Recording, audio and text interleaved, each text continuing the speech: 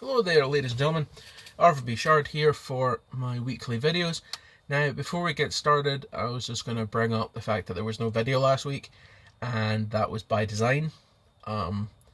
Basically, last week was a total shitstorm for content and the sort of field that I do, i.e., online entertainment, video games, streaming, shit like that.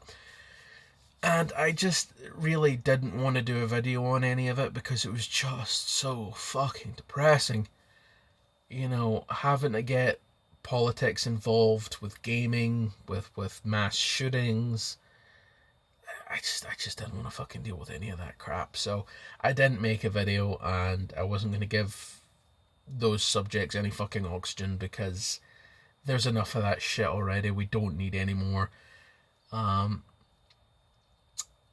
But that being said, we're going to move on, and the subject I was going to deal with is, of course, video games being blamed for violence. Now, I'm going to skip over the shootings and stuff like that because I think basically me as an ignorant Scotsman on gun crime and things like that, shit I don't know anything about because I don't live in the States. Really, I'm just going to avoid that. I don't want to, what's the word I'm looking for? Disrespect the memory of those who've died. We're on this earth for the briefest sneeze of time, and for people to have their lives snuffed out prematurely is nothing short of a tragedy. So we're not going to we're not going to talk about that.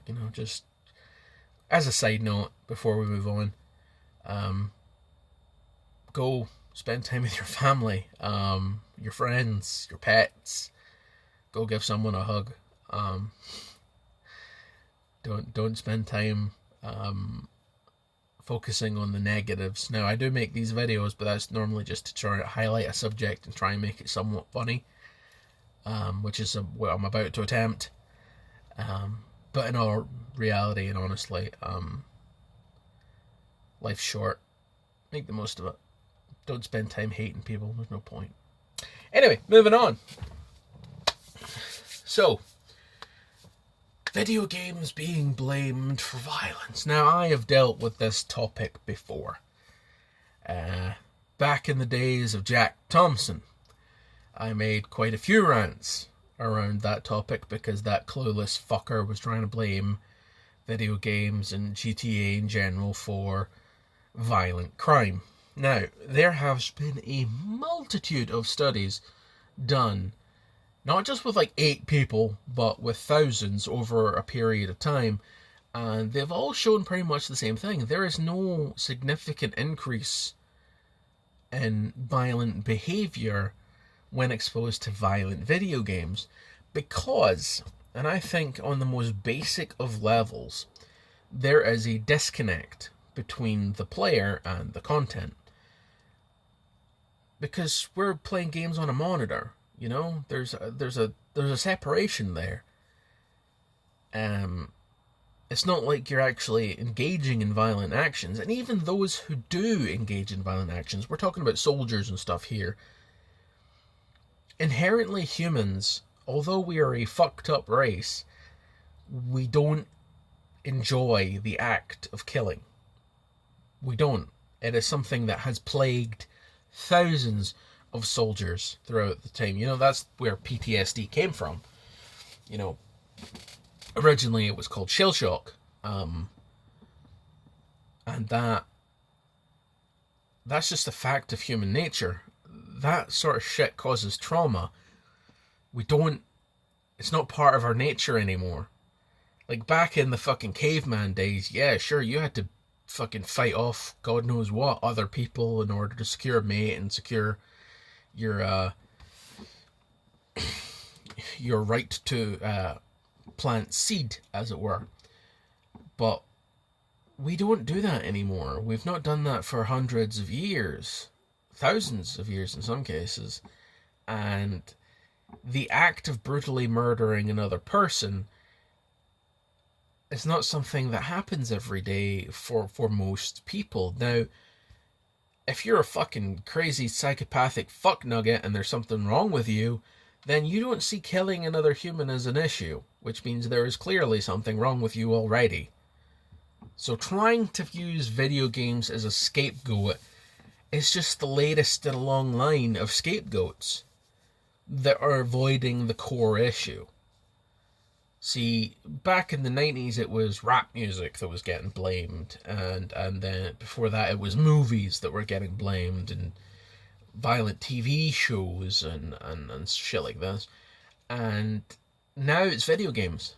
And they're trying to use the word of interactivity as a way of saying that we're training our minds to be desensitized to these violent images.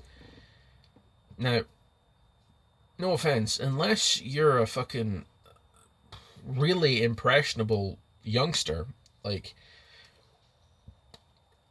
these images shouldn't have any effect on you. And of course, most violent video games are, of course, rated for the age group they're intended for. So, I'm sorry, but a lot of this falls on the heads of the parents. Don't buy Timmy, your 10-year-old little golden child, Call of Duty. It's an 18 rated game. Do the fucking homework, please. By the same token, those who work at stores and that, don't sell these games to a fucking grandmother who doesn't know jack shit. Please don't. But then we're skipping over the core issue here, and this is where I want people to pay attention. Countries all over the world have access to the same content. Countries all over the world have these violent video games, they have violent movies, they have horror flicks, they have... Hell, we've even had fucking stories and books and fairy tales that are grim as fuck throughout our history.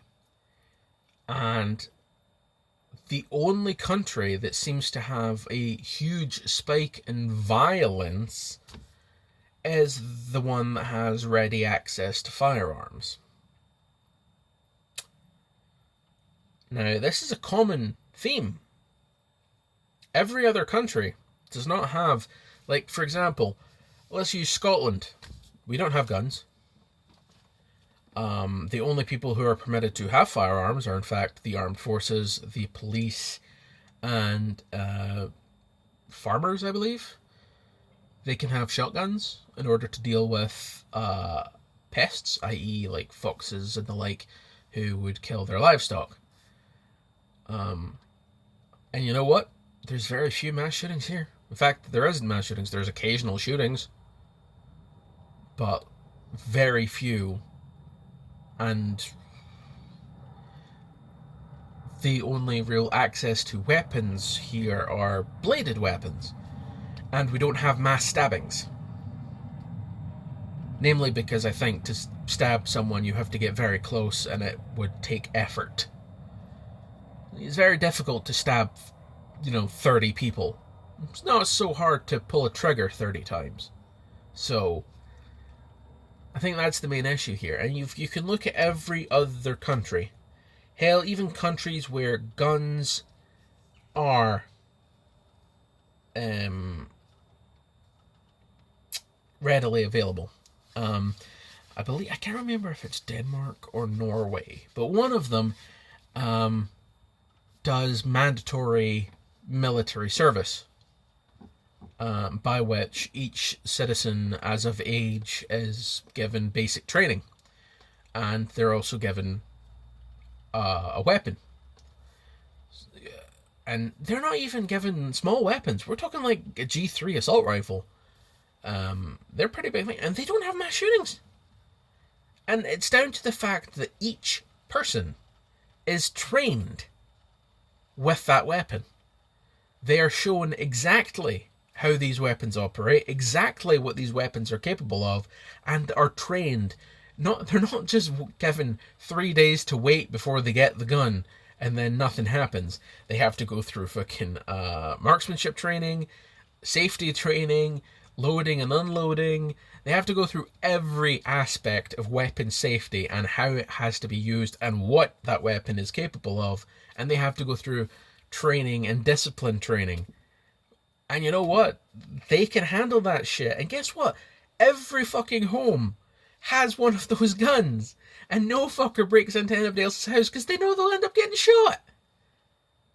But here's the thing. Every single one of them is trained and has discipline and is freaking capable of doing that shit. And guess what? They test people before they complete their training. They basically test you before you start training to see if you have any mental health issues, to see if you're capable of following these basic orders and learning this shit, and if you're going to be a problem. So nobody who's got a mental health issue is armed. Does that not make sense? I mean, Christ, the amount of fucking hoops I had to jump through in order just to get access to airsoft guns over here is ridiculous.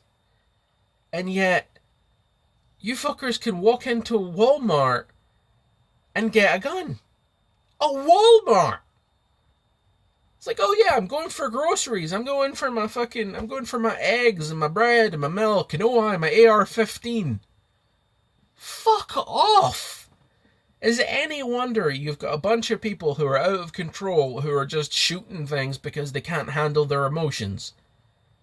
These are people who need therapy, not weapons. They need medication, not assault rifles. They need help, not access to a 30-round fucking magazine and a crowd full of assholes. This is not an issue that is video games' fault. You can't pin this on something else, some method of entertainment in order to make a scapegoat so that you fuckers feel better. You have to take responsibility for this shit and you have to deal with it. So stop fucking jumping around and trying to fucking, oh well, we still get money from the NRA, we need all this. So, no, deal with it. Make restrictions. Make it mandatory that anybody who buys a gun, before they get that gun, they have to go through training. They have to go through, like, at least, like a week course of freaking firearm safety, discipline training for, target practice and shit like that. These people have to be made aware of what these weapons are capable of and what they can do and if they can handle it. It's not rocket science. And blaming video games is fucking stupid. It's just asinine to try and focus attention away from the real issue onto something that genuinely has nothing but positive effects. Like, if you're stressed as fuck and you come home from work, what's your options? Oh, that's right, I could go take my gun out and fucking shoot Leroy next door because he's using his mower at 6 a.m. before I need to get up for work at 8. So I should just blow his fucking head off. No, you can sit down and you can play a video game and you can get that stress out. You can vent that anger that you've had pent up all day in an environment where nobody actually gets hurt. And this is coming from a guy who, in my youth, watched fucking horror movies when I wasn't supposed to. And I don't go about murdering people.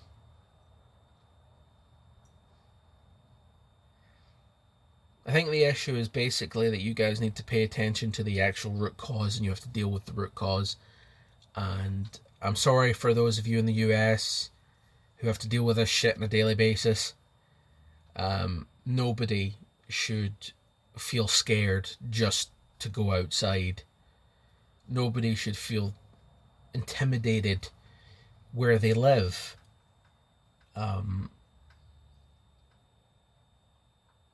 You guys shouldn't have to feel like you're in a war zone.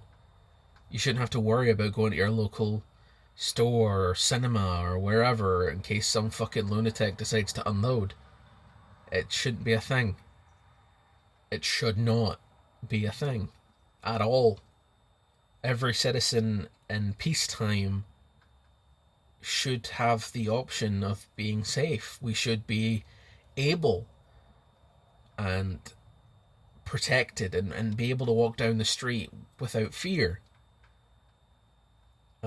I mean, we're supposed to fear terrorists. These are the people that are trying to take away our safety. You shouldn't have to worry about people in your own country. You shouldn't have to worry about another citizen losing their shit and unloading into a crowd. You shouldn't have to deal with that. It's not something that should happen. So, please, America, get your shit together. Please stop trying to shift the issue onto something else. Just fucking deal with it. Anyway, I apologize. This has been an overly long video of me ranting. I apologize. Again, it's why I didn't really want to talk about the issues last week, because I was even more incoherent. So anyway, thanks for watching. As always, guys, remember, you can like and subscribe if you wish. I genuinely don't care. But if you've got an opinion, please let me know in the comments down below, because I do read those and I do respond. And yeah, I'll catch you guys all next time. Peace out.